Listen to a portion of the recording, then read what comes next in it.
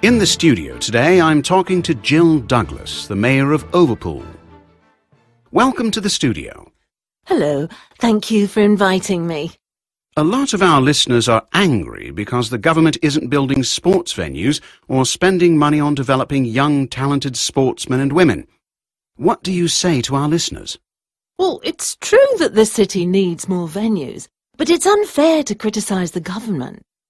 These are difficult economic times. We'll build new venues when we have the money. But how can we compete in the Olympics if we don't have good sports venues now? Well, in this city, we have 4 swimming pools, an excellent athletics track, and 2 major tennis clubs with lots of courts. I think that's pretty good.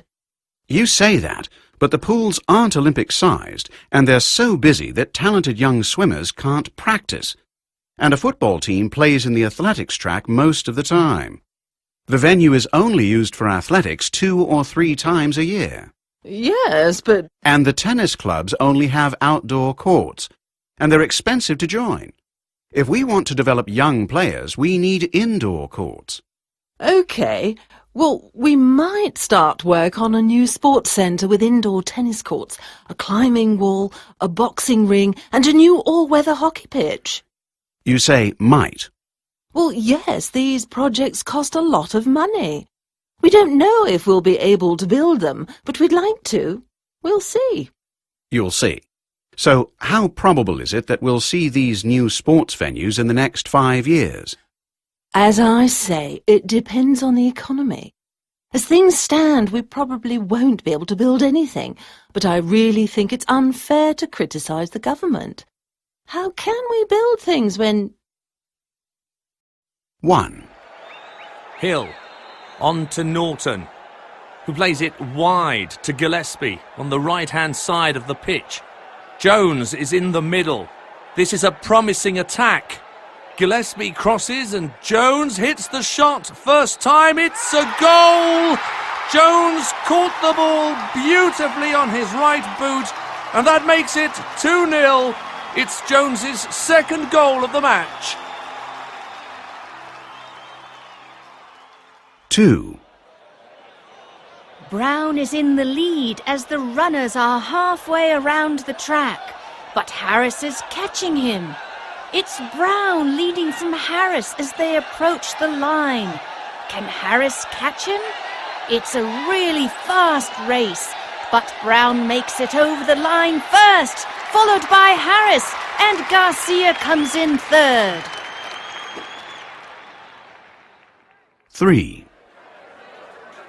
So they turn for the last time and come down the final length of the pool, doing the butterfly. Larson is first in the centre lane, with Holding on the far side of the pool in second place. Holding is racing down the final length, but Larson is too far in front. Larson touches the wall first and wins the 400 metres butterfly.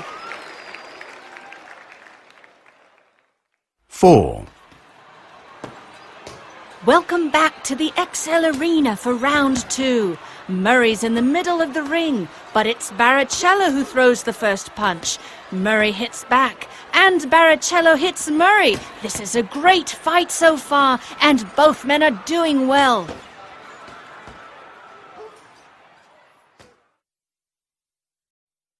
1. I might try out the new gym. 2. That gym may have a swimming pool, or it may not. 3. It could be cheaper than my gym, or it could be more expensive. 1. I'm certain she must be at the gym. 2. She may be at home, or she might be at work. 3. She could be at the gym. I'm not very sure. 4. I'm certain she can't be at the gym. A. It's right in the heart of the city, and it offers some really fun classes. You'll love the Tour de London spinning class with Lady Gaga music. It has extremely modern equipment, of course, and an Olympic-sized boxing ring in the middle of the main space. You can have boxing lessons with trained professional boxers while watching yourself on a huge movie screen. The place is open until 2 a.m. every night, and it really comes alive after 10 when it takes on the atmosphere of a nightclub with loud music, a trendy bar, and disco lights.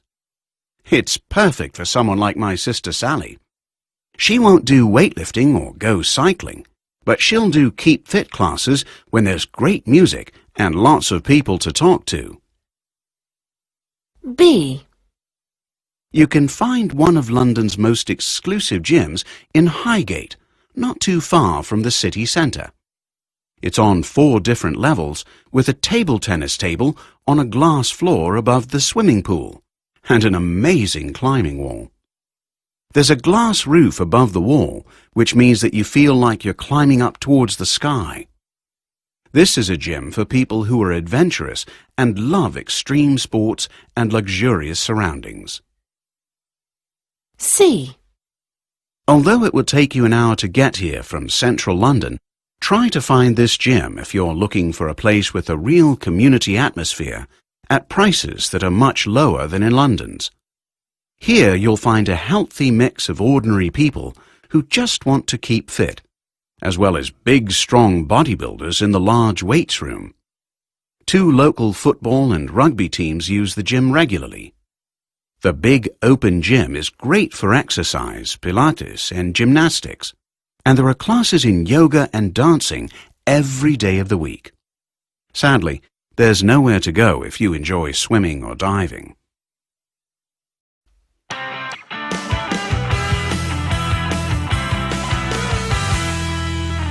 In the studio today, I'm with Philip Ohorugu and Kelly Bleasdale, 2 of our most successful sports stars. I'm going to ask them about their careers and what they might do next. Let's start with you, Philip. When did you take up athletics? Well, I could always run really fast, and at school I was good at most sports. I played football a lot and hockey, but I took up athletics at an early age. At first I wanted to be able to compete in the Olympics as a 100 metres runner, and I won a number of competitions as a junior, but when I was 15, my coach thought that I should try the long jump because I have very long legs. Long legs? Really? Yes, exactly. Anyway, I've concentrated on long jump since then. Yes, and hopefully you'll win a medal for us in the next Olympic Games. Well, yes, but before that I'll compete in the World Championships. I hope to be able to win a medal there. And you, Kelly, have you always been good at athletics? Well, yes. In fact, at school, I was high jump champion. I broke the school record in the event, and I think my record still stands. Wow, really? So when did you decide to change to volleyball? Well, I was never very serious about athletics. In fact, I didn't take sport very seriously until I joined a volleyball club at the age of 16. I was good at it, and I got picked to play for my country. And well, that was the start of my career in sport. And last year you won the European Cup. That's right. We won matches against Germany and France, and we beat Russia in the final. It was really exciting. So, what's next? Oh, I'm not sure, to be honest. I'm injured at the moment, so I don't think I'll be able to play again this year.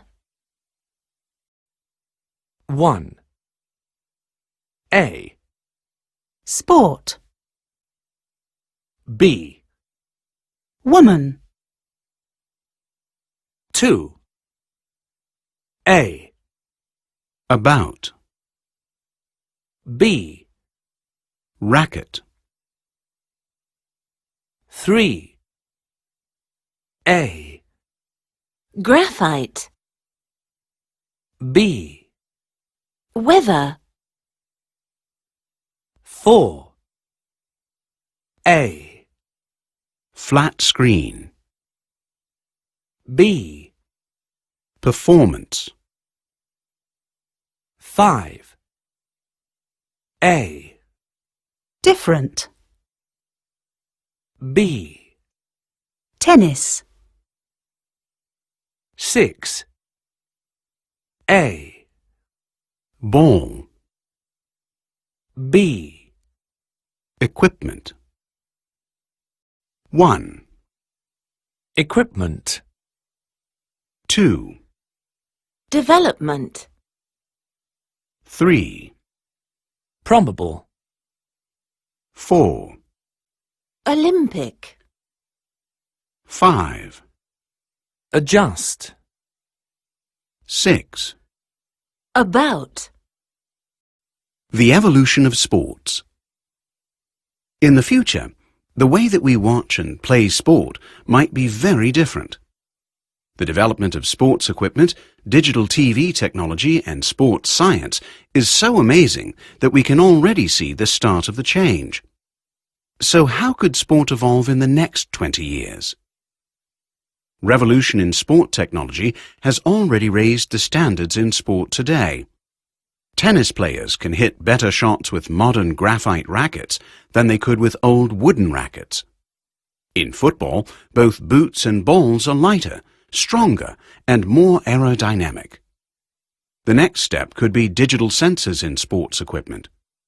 Scientists might even invent baseball bats, rackets, and boots that are able to work out the position of a ball in the air before they hit it, and then make small adjustments to hit the ball perfectly. We might all become great players. Today, most people think that watching sport live must be more fun than watching it on TV. But some experts believe that spectators won't like to watch live sports in the future because TV coverage will become so realistic and exciting that live sport will be boring in comparison. Before long, everybody could have large, flat-screen TVs with 3D pictures and amazing surround sound. We'll be able to interact with what's on TV, view goals from different angles, follow the performance of individual players, and access information about the match and the players. Watching from home will offer the fan an experience they won't be able to get in a stadium. There is the possibility that top professional sportsmen and women could play matches without spectators. A more probable scenario is that spectators at live sports will expect to have the same experience as at home. In the future, at a football match, we may have TV monitors in our seats to watch replays and listen to commentary. It's a fact. Sports are continuing to change, and changing fast.